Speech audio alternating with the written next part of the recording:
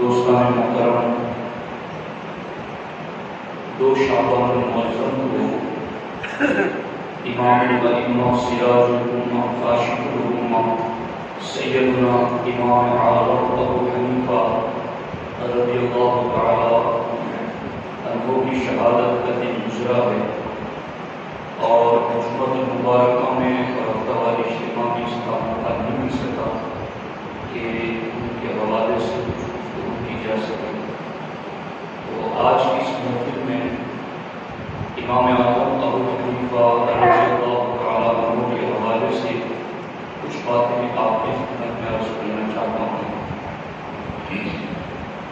حضرت سیدنا علامہ ابن عابدین شامی رحمۃ اللہ تعالی علیہ فتاوی شامی میں ارشاد فرماتے ہیں ان ابا حنیفہ النعمان من اعظم معجزات المصطفیٰ بعد القرآن، فرماتے ہیں کہ قرآن مجید کے بعد ابو حنیفہ کا وجود حضور کے معجزات میں ایک بڑا معجزہ ہے۔ یہ بہت خاص بات ہے۔ یہ علامہ ابن عابدین شامی رحمۃ اللہ علیہ فتاوی شامی کے مقدمے میں لکھتے ہیں کہ ان ابا حنیفہ النعمان من اعظم معجزات المصطفیٰ بعد القرآن، کہ قرآن مجید کے بعد ابو حنیفہ کا وجود یہ اللہ کے رسول علیہ السلام کے بڑے معجزات میں سے ایک معجزہ ہے۔ اب اس کی تفصیل ہے کہ یہ معجزہ کس طریقے سے ہے۔ اس سلسلے میں علامہ ابن عابدین شامی رحمۃ اللہ تعالی علیہ نے یہ بات بھی مقدمہ شامی میں ذکر فرمائی ہے کہ قد جعل اللہ حکم لاصحابہ واتباعہ من زمنہ الی ابد الایام الی ان یحکم بمذہبہ عیسیٰ علیہ السلام، یعنی مذہب حنفی، یعنی آپ کہہ رہے جی مذہب حنفی امام شامی فرماتے ہیں یہ قیامت تک باقی رہے گا، اور فرماتے ہیں کہ حضرت عیسیٰ علیہ السلام تشریف لائیں گے تو آپ کا اجتہاد اور آپ کا حکم بھی مذہب حنفی کے موافق ہوگا۔ یہ بہت بڑی بات ہے، اگر آپ اس کو محسوس کریں جس نظریے سے میں آپ کو سمجھا رہا ہوں۔ عیسیٰ علیہ السلام اللہ کے نبی ہیں، براہ راست اللہ سے جن کی بات ہے، اللہ سے جن کا کلام ہے، وہ نبی ہیں، مگر امام اعظم ابو حنیفہ رضی اللہ تعالیٰ عنہ کا اجتہاد اس قدر ثواب اور درستگی پر مبنی ہے کہ امام شامی فرماتے ہیں کہ حضرت سیدنا عیسیٰ علیہ السلام تشریف لائیں گے، اس وقت چاروں مذہب تو نہیں رہیں گے، اس وقت فقہی حنفی شافعی مالکی حنبلی نہیں ہوں گے، وہ خلافت راشدہ کا دور پھرا ہے، امام مہدی علیہ السلام کا زمانہ، مگر اس زمانے میں جب سب یکساں ہی یکساں ہوگا تب بھی حضرت عیسیٰ علیہ السلام کا حکم ویسا ہی ہوگا جیسا امام اعظم ابو حنیفہ نے فرمایا ہوا ہے۔ تو یہ کتنی بڑی بات ہے، اس لیے کہ ہمارے نبی علیہ السلام نے باضابطہ امام اعظم ابو حنیفہ رضی اللہ تعالیٰ عنہ کو ان کی ولادت سے پہلے ہی جو کچھ عطا کرنا تھا وہ عطا کر دیا، اور اس کو میں کچھ تفصیل میں جا کر آپ کو سمجھانا چاہتا ہوں۔ یہ میں نے جو آیات پڑھی ہیں سورۃ الجمعہ، اس کا ترجمہ یہ ہے کہ اللہ رب العزت فرماتا ہے کہ اللہ وہی ہے جس نے امیین میں عظیم رسول کو بھیجا۔ امیین مانے ان پڑھ لوگوں میں، بے پڑھے لکھے لوگوں میں اللہ نے اپنے رسول کو بھیجا، اور وہ رسول ان بے بے پڑھے لکھے لوگوں میں قرآن کی آیتیں پڑھتے ہیں، انہیں پاک کرتے ہیں، انہیں کتاب و حکمت کی تعلیم دیتے ہیں، اگرچہ وہ امیین پہلے بھلی ہوئی گمراہی میں تھے، مگر اس نبی نے آ کر کے قرآن کی آیتیں تلاوت کی، کتاب و حکمت کا علم دیا، انہیں پاک کیا۔ اور پھر دوسری آیت یہ ہے وَآخَرِينَ مِنْهُمْ لَمَّا يَلْحَقُ بِهِمْ وَهُوَ الْعَزِيزُ الْحَكِيمُ، اور جن امیین کو ہمارا محبوب کتاب و حکمت کی تعلیم دے کر قرآن کی آیتوں کی تلاوت کر کے پاک صاف کرتا ہے، وہ نبی وآخرین منہم ان امیین میں سے اوروں کو بھی پاک کرتے ہیں جو ابھی پیدا نہیں ہوئے، یعنی یہ نبی انہیں تو پاک کرتے ہیں اور کتاب و حکمت کی تعلیم دیتے ہیں جو اس نبی کے سامنے بیٹھے ہوئے، وآخرین منہم لما یلحق بہم، لیکن ان میں کے دوسرے جو ابھی پیدا نہیں ہوئے ہیں یہ نبی انہیں بھی پاک کرتے ہیں، یہ نبی انہیں بھی کتاب و حکمت کی تعلیم دیتے ہیں، یہ نبی انہیں بھی قرآن کی تلاوت سناتے ہیں۔ تو یہ وآخرین منہم ان میں کے دوسرے جو ابھی پیدا نہیں ہوئے یہ کون لوگ ہیں؟ صحیح بخاری شریف میں تفسیر کے باب میں اس جگہ سیدنا ابو ہریرہ رضی اللہ تعالیٰ عنہ روایت کرتے ہیں کہ جب یہ آیت نازل ہوئی تو ایک بندہ کھڑا ہو گیا اور اس نے حضور علیہ السلام سے پوچھا من ہؤلاء یا رسول اللہ صلی اللہ علیہ وسلم، حضور یہ وآخرین منہم کون لوگ ہیں جو ابھی پیدا نہیں ہوئے اور حضور انہیں بھی پاک کرتے ہیں، حضور انہیں بھی کتاب و حکمت کی تعلیم دیتے ہیں، حضور انہیں بھی ان پر بھی قرآن کی آیتیں پڑھتے ہیں، تو یہ کون لوگ ہیں؟ سرکار خاموش رہے، انہوں نے پھر سوال کیا، سرکار پھر خاموش رہے، انہوں نے پھر سوال کیا، تو اب ہمارے نبی علیہ السلام نے جب تیسری مرتبہ انہوں نے پوچھا کہ حضور یہ بعد میں آنے والے کون ہیں جنہیں حضور پاک کرتے ہیں، جنہیں حضور آپ پاک کرتے ہیں، تو ہمارے نبی علیہ السلام نے سلمان فارسی رضی اللہ تعالیٰ عنہ کے کندھے پر ہاتھ رکھا اور اس کے بعد سرکار نے جو فرمایا وہ 3 جگہ حدیثوں میں مختلف الفاظ اور تینوں صحیح۔ سرکار نے فرمایا لو کان الایمان عند السریہ، لو کان الدین عند السریہ، لو کان العلم معلقا بالسریہ لنالہ رجل من ابناء فارس۔ سرکار نے فرمایا تم یہ پوچھ رہے ہو کہ وآخرین منہم کون ہیں، تو یہ جس کی کندھے پر میں نے ہاتھ رکھا ہے انہی فارس کے رہنے والوں میں ایک مرد ایسا پیدا ہوگا کہ ایمان سریہ ستارے کی بلندی پر ہو، دین کا علم سریہ ستارے کی بلندی پر ہو، یا دین سریہ ستارے کی بلندی پر ہو، تو اس سلمان فارسی کے فارس کا رہنے والا وہ مرد وہاں سے علم اتار لائے گا اور میری امت کے سامنے بیان کر دے گا، وہی وآخرین منہم ہے، بعد میں آنے والا وہی۔ اب یہ تو فارس میں ایسے بڑے بڑے علماء ہوتا مگر اس میں خاص کون مراد ہے؟ تو امام جلال الدین سیوطی رضی اللہ تعالیٰ عنہ تبییض الصحیفہ فی مناقب ابی حنیفہ میں اور علامہ ابن حجر مکی رحمۃ اللہ تعالی الخیرات الحسان میں فرماتے ہیں کہ اس آیت میں جو آخرین منہم ہیں اور اس آخرین منہم کی تفسیر جو نبی نے یہ کی کہ فارسی مرد، تو امام سیوطی اور امام ابن حجر مکی دونوں کہتے ہیں، حالانکہ یہ دونوں شافعی علماء ہیں، شافعی امام، مگر یہ دونوں کہتے ہیں کہ یہ جو وآخرین منہم میں حضور نے کہا کہ فارسی وہ کوئی اور نہیں، وہ امام اعظم ابو حنیفہ ہے۔ تو یہ ہے امام اعظم ابو حنیفہ رضی اللہ تعالیٰ عنہ، جن کی ولادت سے پہلے بھی ان کی آمد کی خبر قرآن دے رہا، حضور کا فرمان دے رہا ہے۔ اور اسی لیے توجہ رکھو اس چیز پر، اسی لیے ہمارے نبی علیہ السلام نے ایسا اہتمام بھی فرمایا۔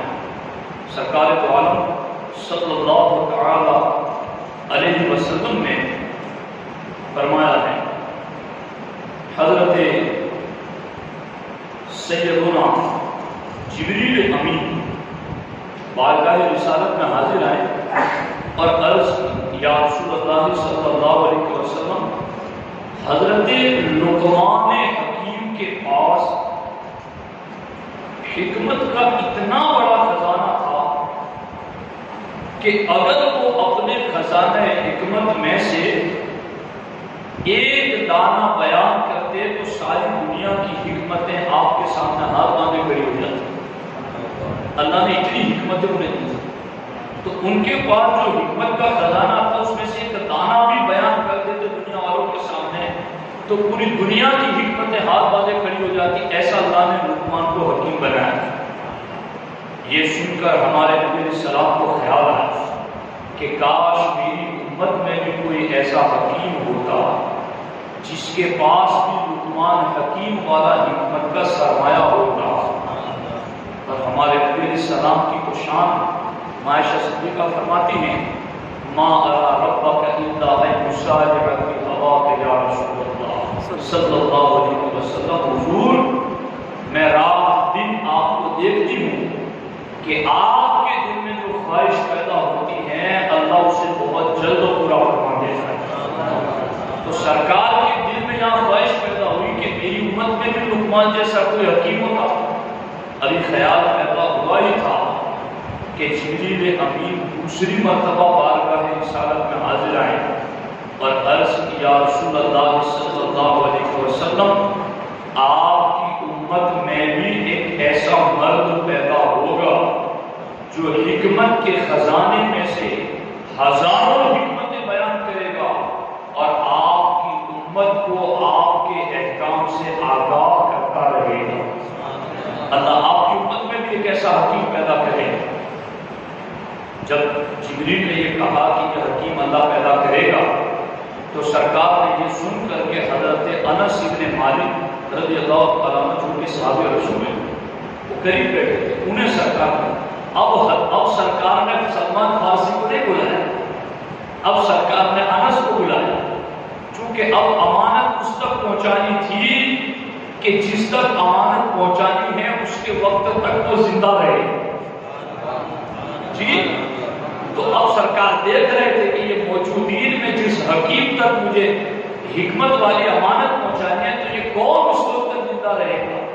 تو سرکار نے اب سلمان کو نہیں بلایا، بشارت دینی ہوئی تو سلمان کے کندھے پر ہاتھ رکھ کر کے کہا کہ اس کے فارس کے رہنے والا مرد ہوگا، مگر اس مرد فارسی تک جب امانت منتقل کرنی ہوئی تو سرکار نے فرمایا، انس آپ ادھر آ جائیں، اور حضرت انس کو بلا کر سرکار دو عالم صلی اللہ علیہ وسلم نے اپنا لعاب دہن انس کے منہ میں ڈال دیا۔ سبحان اللہ سبحان اللہ۔ اور سرکار دو عالم صلی اللہ علیہ وسلم نے فرمایا، انس یہ میری امانت ہے تمہارے پاس، میری امت میں ایک شخص ایسا پیدا ہوگا جسے نعمان کہا جائے، اس کی کنیت ابو حنیفہ ہوگی، وہ میرے دین اور میری سنت کو زندہ کرے گا، تمہاری ملاقات ہو تو میری یہ امانت ان تک پہنچا دینا۔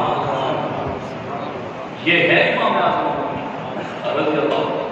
اور یہاں میں ایک خاص بات یہ بھی بتانا چاہتا ہوں کہ حضرت امام اعظم ابو حنیفہ رضی اللہ عنہ، چونکہ یہ بات میں بار بار کہتا رہتا ہوں، میں ہر سال جب بھی دن آتا ہے تو یہ بات میں یاد دلاتا ہوں، چونکہ حالات ایسے ہیں تو بات ریپیٹ کرنا ضروری ہے۔ ہمارے نبی اسلام کے سینے پاک سے جو علم آگے بڑھا، اس علم سے جو سیراب ہوئے ان میں ایک گروہ وہ ہے جنہیں اہل بیت رسول علیہ السلام کہتے ہیں۔ اور دوسرا گروہ وہ ہیں جنہیں اصحاب رسول علیہ السلام کہتے ہیں۔ سرکار کے سینے سے یہ علم کی تو نہریں جاری ہیں، اہل بیت رسول اور اصحاب رسول صلی اللہ علیہ وسلم، اور پھر یہ دونوں نہریں جس سینے میں جا کر کے اپنا فیض ڈال رہی ہے وہ سینہ ابو حنیفہ کا سینہ۔ یہ دونوں نہریں جہاں جا کر کے علم کا روحانیت کا فیض ڈال رہی ہے وہ امام اعظم ابو حنیفہ کا سینہ ہے۔ کیسے؟ ایک بات یاد رکھیں، امام اعظم ابو حنیفہ رضی اللہ تعالیٰ عنہ کے پوتے اسماعیل بن حماد کہتے ہیں کہ امام اعظم کے دادا نعمان بن مرزبان، ان کا نام بھی نعمان بن مرزبان، ان کے حضرت مولا علی کے ساتھ بہت گہرے رابطے تھے۔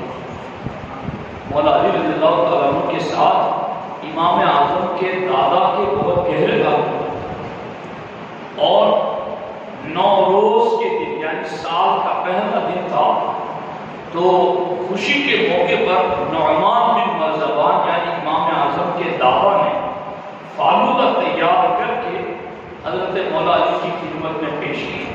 کہ حضور یہ نوروز ہے تو میں آپ کی خدمت میں یہ پیش کروں۔ حضرت مولا علی رضی اللہ تعالیٰ عنہ نے فرمایا ہمارے لیے تو ہر روز ہی نوروز ہے، اور پھر آپ نے نوش فرمایا، اور پھر جب امام اعظم کے والد ثابت پیدا ہوئے،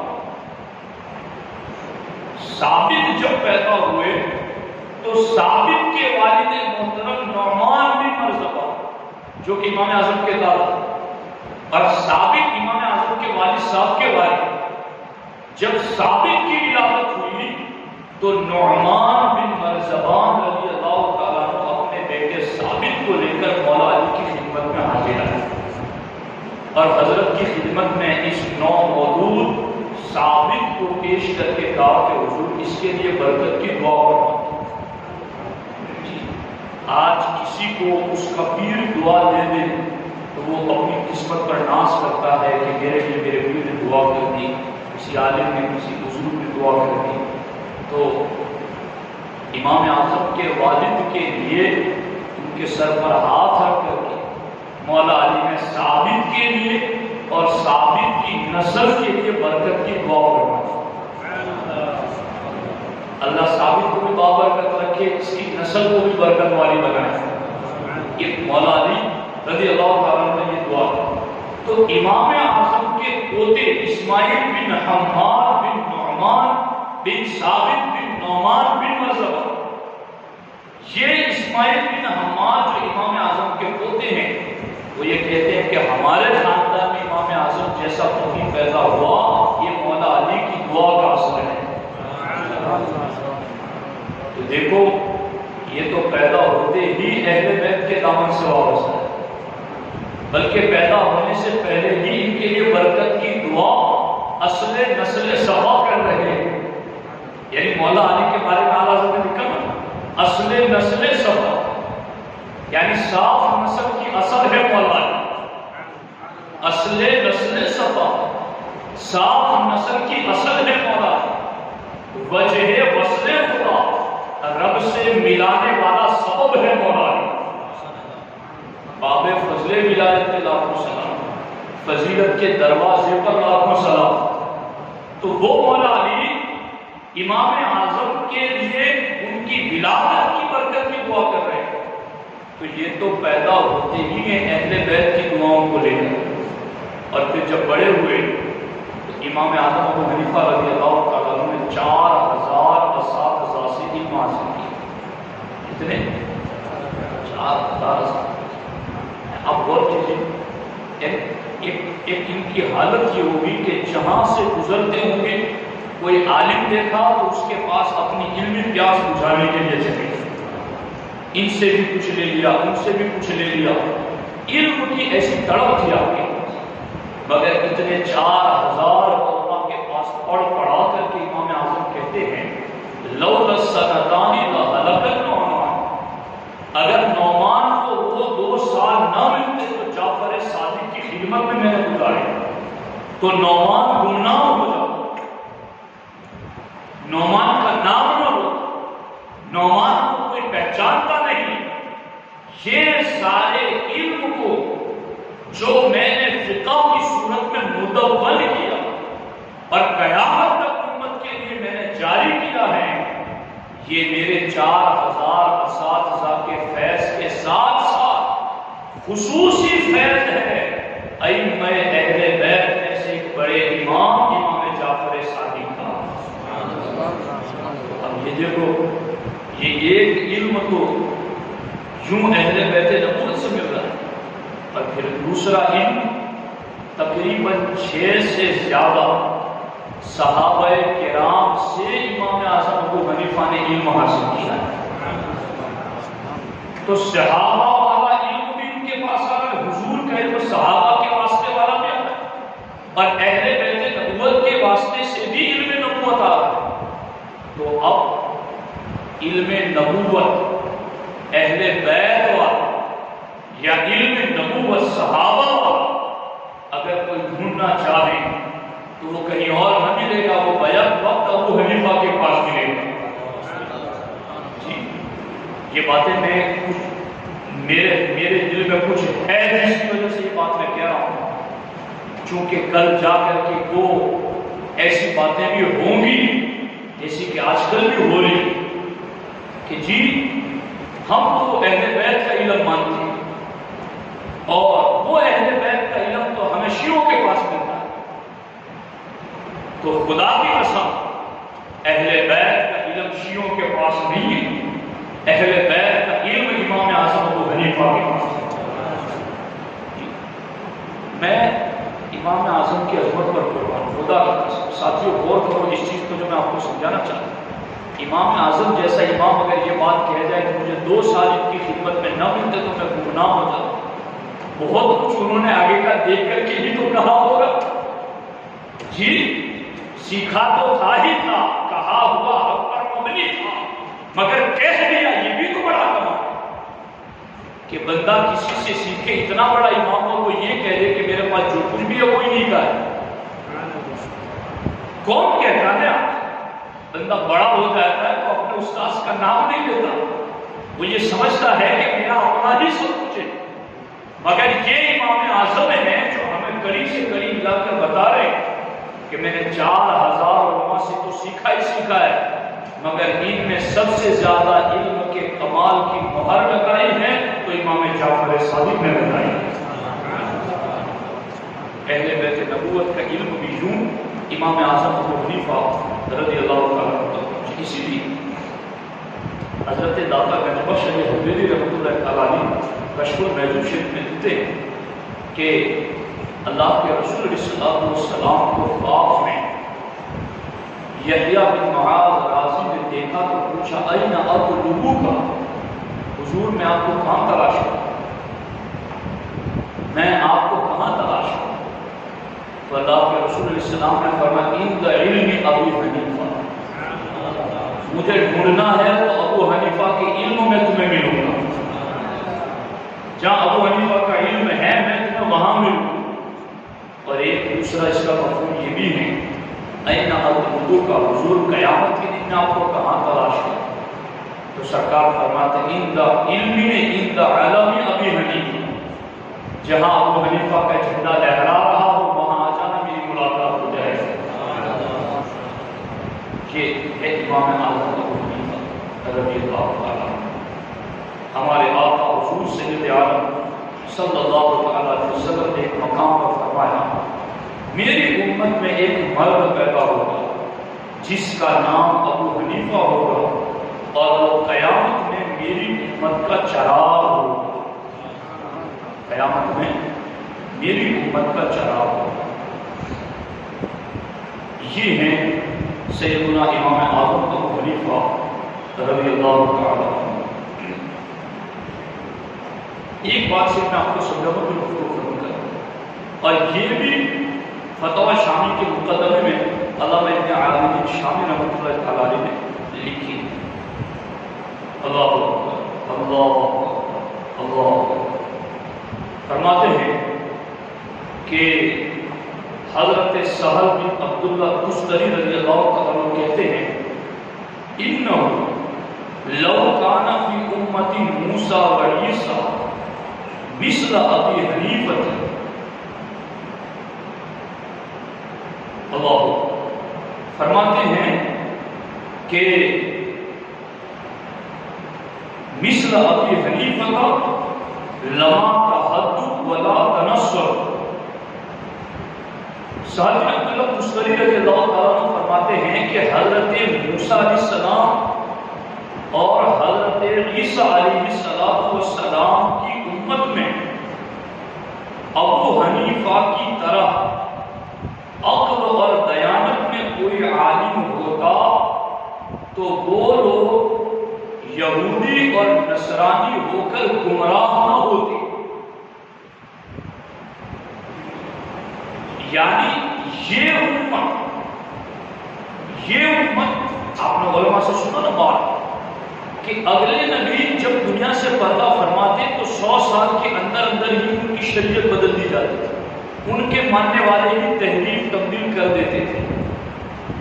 تو یہ علامہ سہل بن عبداللہ تستری رضی اللہ تعالیٰ عنہ فرماتے ہیں کہ اس امت میں 1450 سال گزرنے کو آ گئے مگر اس امت میں دین، قرآن، سنت، شریعت جیسی تھی ویسی ہی آفتاب کی طرح چمک رہی ہے. اس لیے کہ اس امت میں اللہ نے ابو حنیفہ جیسا امام لگا. اب یہ آپ نے سبحان اللہ کہہ دیا الحمدللہ کہنا چاہیے مگر میں آپ کو سمجھاؤں کہ ایسا کیوں ہے. کیونکہ کبھی کبھی بندہ یہ سوچتا ہے کہ محبت میں کہہ دیتے ہیں مولانا کو اس کے پیچھے پتہ نہیں کوئی حکمت ہے یا نہیں یا واقعی میں کوئی بات تھی یا نہیں. میں آپ کو بتاؤں میں نے جمعہ میں ایک آیت پڑھی تھی کہ قرآن ہے، قرآن اللہ کا کلام ہے.